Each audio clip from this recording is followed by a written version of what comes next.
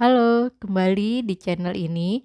Masih dalam buku yang sama, Venus Dukalara si anak cantik karya Thor Hayden. Kali ini kita akan membacakan bab 11 dengan judul Kepergian Venus. Kita mulai. Kekacauan besar terjadi 2 hari kemudian. Saat itu lewat jam makan siang dan aku bahkan tidak berada di sekolah.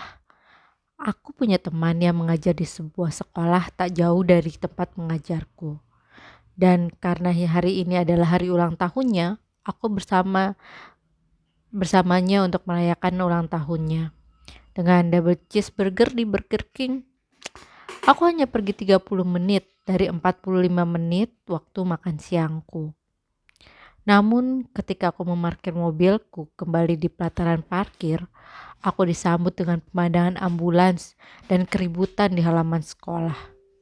Melihat orang-orang menyerbu ke arahku ketika aku keluar dari mobil, aku tidak sulit memahami bahwa salah satu muridku terlibat. Dan tentu tidak perlu orang yang jenius untuk menebak anak itu. Ya, dia adalah Venus. Detail sebelum kejadian tidak jelas, tetapi tampaknya Venus telah mengamuk dan mengejar seorang anak laki-laki dari kelas 1. Anak itu melarikan diri ke rangka panjat dan Venus mengejarnya tanpa ampun. Dalam ketergesaan, anak laki-laki itu luput meraih salah satu palang panjat, jatuh, patah lengan, dan kepalanya terbentur. Mengatakan bahwa staf sekolah dalam keadaan heboh merupakan pernyataan yang kurang memadai. Bahkan Bob yang biasanya tenang kali ini benar-benar menjadi senewan. Sebagian besar tentu karena rasa takut, pikirku. Karena anak laki-laki itu berasal dari keluarga yang cukup kaya. Jenis keluarga yang mengenal para pengacara secara pribadi. Dan pikiran pertama Bob adalah tuntutan hukum. Anak itu harus keluar. Dia berteriak. Kita tidak bisa mempertahankannya di sini. Dia berbahaya. Dia bakal membunuh seseorang cepat atau lambat. Pokoknya dia tidak boleh ada di sini. Para asisten yang mengawasi anak-anak bermain diliputi kepanikan. Guru kelas 1 begitu marah sampai berteriak kepadaku. Seakan-akan kepergianku merupakan alasan tunggal untuk kejadian ini. Dan aku secara pribadi bertanggung jawab. Aku seharusnya mengendalikan Venus. Teriak, teriak guru itu. Venus sudah dibawa ke dalam. Dia masih menjerit-jerit. Aku dapat mendengarnya melalui pintu-pintu, melalui partisi kantor, melalui dinding. Aku melewati orang-orang di halaman untuk pergi menemuinya. Tetapi Bob mengulurkan tangannya dan menyentuh lenganku. Jangan, katanya. Tak usah repot-repot. Aku menatapnya. Biarkan saja dia. Pergilah ke kelasmu. Apa maksudmu? Dia tidak akan kembali ke kelasmu. Dia sudah selesai di sini. Kami telah menelepon ibunya, kata Bob. Jadi pergilah kepada murid-muridmu yang lain. Tapi Bob menggelengkan kepalanya. Tidak, ini insiden sudah kelewatan. Dia bisa belajar di rumah atau aku tidak tahu. Sejujurnya aku tidak peduli asalkan dia keluar dari sini. Matanya bertemu mataku. Ada jeda sesaat dan kemudian dia mengangkat bahu. Sudahlah, anak-anakmu semua di atas menunggu. Jadi sebaiknya kamu naik saja. Aku masih terguncang. Semuanya terjadi begitu cepat. Sebelum makan siang, Venus masih menjadi bagian dari kelas ini. Setelah makan siang, dia pergi. Anak-anak laki-laki sudah duduk dengan mata terbelalak. Julie bahkan tidak berusaha menyibukkan mereka. Barangkali dia tidak akan berhasil. Kalaupun dia mencoba karena kehebohan di bawah terlalu ramai untuk diabaikan. Men, Ku bilang juga apa? Billy berteriak ketika aku muncul di ambang pintu. Ku bilang, si Psycho itu bakal membunuh orang suatu saat. Hah? Ku bilang begitu kan? Aku benar? Billy, tolong, duduklah. Saatku sambil melepaskan mantel. Semuanya cari kursi masing-masing. Punyaku nggak hilang, Billy menyeletuk. Aku menembaknya dengan tatapan galak. Aku sedang tidak senang. Sedikit gangguan saja bisa membuatku merasa sangat marah, Billy. Billy menundukkan kepalanya dalam-dalam. Lalu apa yang terjadi? Tanya Jessie. Aku tahu, maksudnya Venus. Oke anak-anak, kemarilah. Tarik kursi kalian membentuk lingkaran di sini. Karena aku tahu kalian pasti merasa kebingungan tentang apa yang telah terjadi di luar sana. Dan punya banyak pertanyaan. Jadi, mari kita diskusikan hal itu. Ini, oke?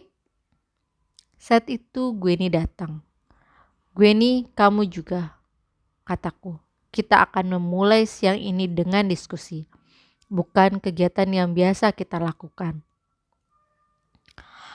Ya, kita akan bahas bagaimana cewek psycho itu membunuh seorang anak malang dari kelas 1. Tambah Billy.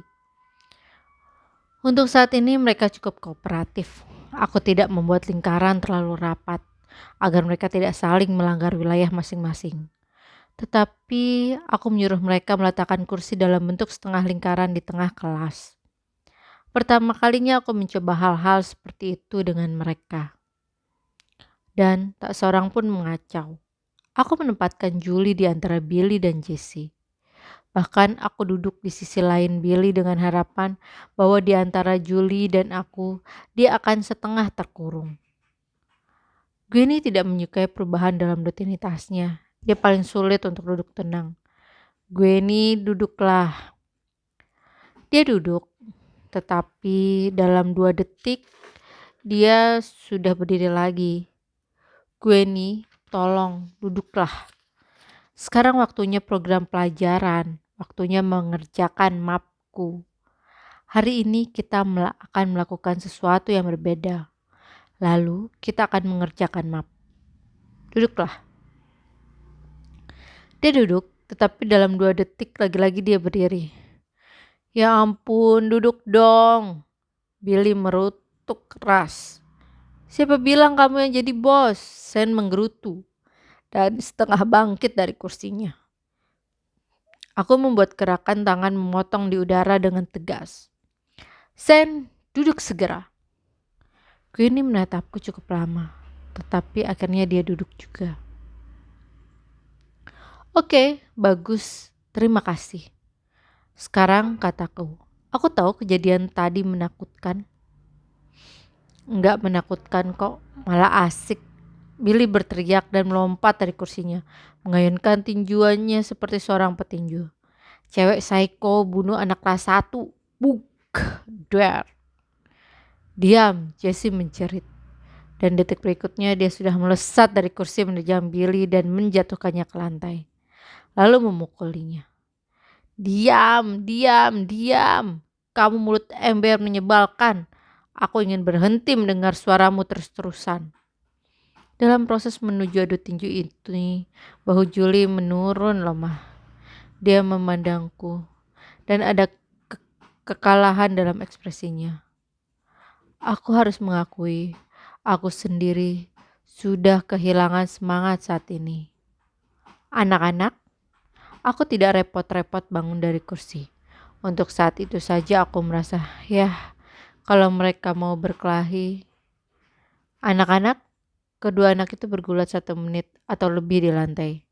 Tetapi ketidakintervensi diriku tampak mencengangkan mereka.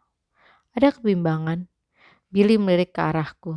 Jessie mengambil keuntungan dari kelengahan Billy untuk menguncinya di lantai. Kalian sudah selesai? Jessie menduduki punggung Billy. Billy mulai menangis setelah mengetahui dia tidak dapat bangun. Aku bertanya, apakah kalian sudah selesai?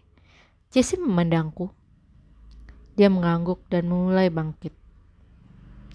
Aku cuma ingin dia tutup mulut. Ya, aku memahami perasaanmu, kataku. Tapi bukan begitu caranya. Billy masih marah. Kau mestinya melindungi aku, isaknya. Bukannya membiarkan anak hitam kurang ajar itu memukaliku. Dia mestinya membungkam kamu untuk selamanya, saut Jesse. Duduklah, Billy. Duduk di kursimu dan diam. Jesse, kamu juga.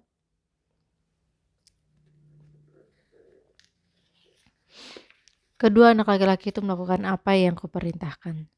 Sekarang, beberapa lama waktu yang kumiliki sebelum terjadi ledakan berikutnya. 30 detik? Siapa yang melihat kejadian di halaman tadi? Tanyaku. Aku, kata Shane. Aku juga, kata Jane. Aku lihat, tunjuk aku guru. Billy melompat dari kursinya. Melambaikan tangannya sekitar 10 cm dari mataku. Jesse membelalakan mata pada Billy. Aku membelalakan mata pada Jesse. Kamu lihat, Jess? Dia mengangguk. Apa yang terjadi? Cewek itu... Dia punya nama Jesse. Dia sudah menjadi bagian kelas kita setiap hari sejak sekolah dimulai. Jadi mari kita sebut dia dengan namanya. Sudah gak penting lagi, setelah Billy. Kan dia gak akan di sini lagi. Aku mendengar Pak Christiansen bilang begitu. Katanya dia harus homebound. Itu artinya kamu dikurung di rumah. Aku pernah homebound tahun lalu. Gak enak. Soalnya kamu gak bisa melakukan apa-apa. Kecuali tinggal di rumah. Tapi kakakku bilang aku beruntung. Dia malah pengen di rumah terus. Jessie? Tanyaku. Menjulurkan leher di samping Billy karena dia telah bangkit dari kursinya lagi dan berdiri tepat di depanku. Jessie mengedikkan bahu. Seperti biasanya dia berjalan-jalan di halaman dengan tampang sadis. Lalu anak itu muncul. Kayaknya dia menabrak cewek itu. Tahu deh, gak lihat. Tahu-tahu aja dia mengejarnya. Dan terus mengejarnya sampai anak kecil itu naik ke panjatan monyet. Terus cewek itu menariknya sampai jatuh. Seperti yang ku bilang, dia cuma melakukan apa yang bisa dia lakukan. Menghajar anak-anak. Ya kalau aku sih senang dia pergi, kata Billy penuh perasaan. Aku senang Pak Christiansen mengeluarkannya, soalnya dia itu psycho. Biarpun kamu bilang bukan, aku gak suka dia ada di kelas kita. Kamu ingin orang membicarakanmu seperti itu, Billy? Seandainya kamu yang harus pergi? Tanyaku. Ya kalau aku psycho seperti dia, boleh aja. Aku gak keberatan. Dia itu jahat, guru. Kamu berpura-pura seakan dia itu selamanya biasa saja. Tapi kamu bukan anak-anak. Kalau kamu anak-anak, kamu pasti tahu dia itu jahat. Usai jam sekolah, aku mengeluarkan semua isi tasku dan melihat buku-buku anak-anak dan komik Sera yang kubawa untuk Venus. Jadi begitulah, pikirku, sudah berakhir. Aku merasa sedih. Rencanaku berakhir sebelum berpeluang dimulai. Tetapi terkadang begitulah yang terjadi. Aku menyimpan 2 buku untuk anak-anak lain di rak buku. Komiknya, aku tidak melihat manfaat menyimpannya. Karakter komik itu sudah ketinggalan zaman dan tidak begitu mengasihkan untuk dijadikan pemancing minat. Tak ada anak-anak yang tertarik. Aku membungkuk dan melemparkannya ke tempat sampah di samping meja. Komik itu jatuh dan bunyi pelan. Jadi kelas kembali pulih dan berlanjut tanpa Venus. Sekolah sudah berlangsung hampir 8 minggu saat ini.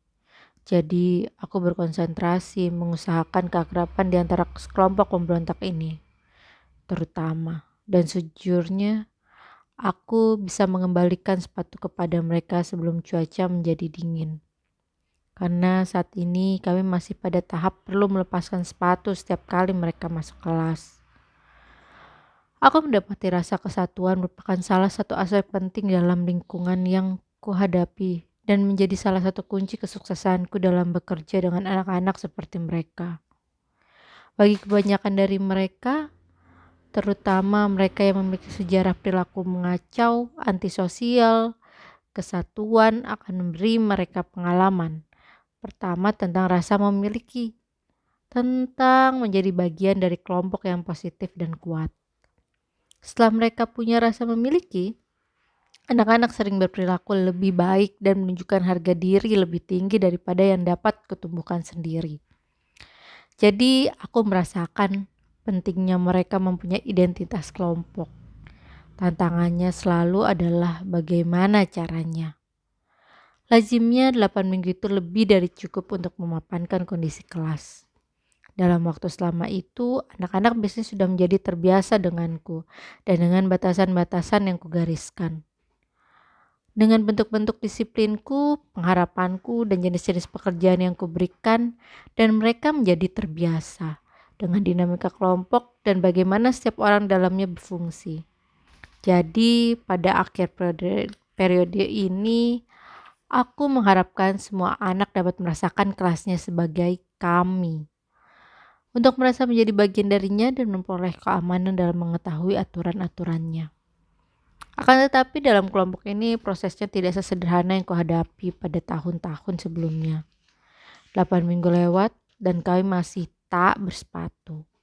Masih duduk berjauhan di sudut-sudut kelas dan masih rutin mengalami kemerosotan ke arah perkelahian. Kelompok tupai tidak membantu banyak. Anak-anak laki-laki telah mengembangkan rasa kami justru untuk menekankan perbedaan dengan anak-anak lain yang belajar paruh waktu di kelas kami. Termasuk sayangnya Gwenny yang melewati waktu di sini cukup banyak untuk dijadikan bagian dari kelas utama. Tetapi mereka hanya merasakan kesatuan itu dalam kami, lawan mereka. Yang sama sekali bukan itu maksudnya. Mereka suka menggoyangkan kaki kepada satu sama lain, tetapi mereka melakukannya lebih untuk mengekspresikan perasaan terhadap anak-anak paruh waktu daripada untuk menunjukkan kesatuan. Oleh karena itu aku tiba di sekolah pada suatu pagi membawa kotak kayu besar yang telah kugunakan di kelas-kelasku sebelum ini. Pada waktu itu kotak itu disebut kotak kobold. Dan aku sering mengarang cerita untuk anak-anak tentang kobold. Gremlin kecil tak kasat mata yang tinggal di kelas kami dan menunggu-nunggu perilaku baik. Ketika dia melihat seorang berperilaku baik, dia menuliskan catatan kecil yang menggambarkan kebaikan itu dan memasukkannya ke dalam kotak kobold. Namun karena kobold sering mengalami kram tangan akibat menulis begitu banyak perilaku baik, dia membutuhkan bantuan. Jadi aku meminta anak-anak berdiri sendiri untuk mewaspadai perilaku baik dan ketika mereka melihatnya. Mereka harus membuat catatan dan memasukkannya ke dalam kotak kobold. Kegiatan ini tampak kurang menantang bagi kelompokku yang kacau dan keras. Jadi aku mengatakan pada mereka bahwa kotak itu adalah kotak mata-mata tupai. Kita akan melakukan sesuatu yang berbeda, kataku dalam diskusi pagi. Kita akan melihat siapa yang menjadi agen rahasia terbaik di kelompok ini. Maksudmu seperti James Bond? Billy berteriak. Dan itu disertai dengan melompat dari kursinya dan naik ke atas meja. Dia menembak dengan jarinya dan mulutnya mengeluarkan bunyi tembakan dengan ribut.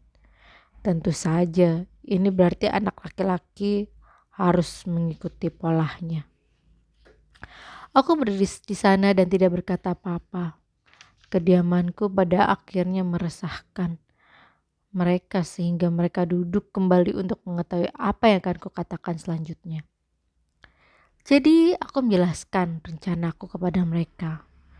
Pada awal minggu, mereka akan mengundi nama-nama untuk mencari siapa yang akan menjadi korban. Kemudian setiap hari mereka harus melakukan sesuatu yang baik kepada orang itu. Sebuah perbuatan baik. Tetapi yang besar. Mereka adalah agen rahasia. Jadi mereka harus melakukannya secara diam-diam. Sehingga si korban tidak tahu siapa yang melakukannya. Dan pada akhir minggu kami akan mencoba menebak siapa agen rahasia itu. Aku menjelaskan bahwa setiap hari agen rahasia harus datang kepadaku untuk melaporkan bahwa dia telah melakukan perbuatan baik. Kemudian dia harus menuliskan apa yang telah diperbuatnya untuk si korban dan memasukkan catatannya ke dalam kotak. Aku berkata, pada akhir minggu aku akan bacakan semuanya. Dan untuk menambah keasikan dalam permainan ini, aku berkata kepada mereka bahwa kami akan menyediakan makanan pada hari Jumat ketika kotak dibuka. Dan orang-orang yang berhasil melakukan perbuatan baik setiap hari untuk korban mereka akan mendapatkan lencana mata-mata. Aku juga menyarankan bahwa jika mereka mau menjadi agen rahasia yang lebih pintar, mereka dapat melakukan perbuatan-perbuatan baik untuk orang lain pula. Dan dengan demikian, mereka akan menyesatkan si korban. Kegiatan ini tidak sesederhana menerapkan permainan kotak kobold yang biasa. Bahkan semua kesibukan agen rahasia ini agak rumit. Tetapi kukira justru itulah yang menarik minat anak-anak laki-laki itu. Mereka berada pada tahap usia ingin menjadi anggota gengs dan klub. Tapi mereka tidak memiliki keterampilan sosial untuk melancarkan jalannya. Jadi kegiatan yang melibatkan banyak aturan untuk dipelajari dan tantangan untuk dikuasai menjadi sangat populer. Bagaimana dengan gue nih? Jessie bertanya tiba-tiba. Bagaimana dengan gue nih? Aku balik bertanya. Apa dia ikutan? Bagaimana menurutmu? Tanyaku. Ya dia gak bakal melakukannya. Kalau dia agen rahasia seseorang, mereka gak bakal mendapat perlakuan baik darinya. Tapi dia kan anggota kelompok ini, kataku. Cuma siang kok, kata Sen. Jadi dia bukan tupai sungguhan. Kita gak pernah bicara ada tupai cewek. Bagaimana dengan Venus? Dia perempuan, kataku. Tapi dia tupai juga. Venus gak di sini lagi. Dia gak dihitung, kata Sen. Lagian, tambah Billy, kalau gue nih ikutan, jumlah kita ganjil. Kegiatan ini cuma bisa berjalan kalau jumlah kita genap. Tapi hari Jumat siang kita akan buka kotak dan makan-makan. Gue ini ada di sini setiap Jumat siang, kataku. Gak adil kalau dia gak diikutkan. Tapi dia gak akan mau melakukannya, kata Jane. Dia suka lupa, si korban gak akan mendapatkan hal-hal rahasia yang dilakukan untuknya. Aku mengangkat alis dengan ekspresi kebingungan yang bakal dilebih-lebihkan. Barangkali kita sebaiknya gak usah melakukan kegiatan ini kalau kita gak bisa mengajak gue nih. Barangkali ini gagasan buruk. Tidak, tunggu, kata Billy. Kami mau melakukannya. Kalau begitu menurut kalian bagaimana kita harus melakukannya? Tanyaku. Anak-anak itu saling pandang. Billy mengedikkan bahu. Jessie mengedikkan bahu. Ini membuat si kembar yang mengedikkan bahu pula secara serempak. Aku berdiri, diam, dan menunggu. Dia gak usah diajak, kata Sen akhirnya. Aku gak bisa begitu, kita harus mencari jalan yang melibatkan semuanya. Sen mengedikkan bahu lagi sekali lagi. Ada seputaran penuh kedikan bahu. Mungkin kamu bisa mengerjakan bagian gue nih, kata Jessie akhirnya. Ya, teriak Billy. Ide bagus, Jess. Gue bisa mengerjakan kegiatan gue nih. Bisa gitu? Tanyaku. Ya, kata Sen. Jen mengangguk. Oke, kataku. Siapapun korbannya, aku akan membantu gue nih. Oh, asik, teriak Billy. Seorang guru agen rahasia. Sekian bab 11 ini, kita berjumpa di bab 12. Terima kasih.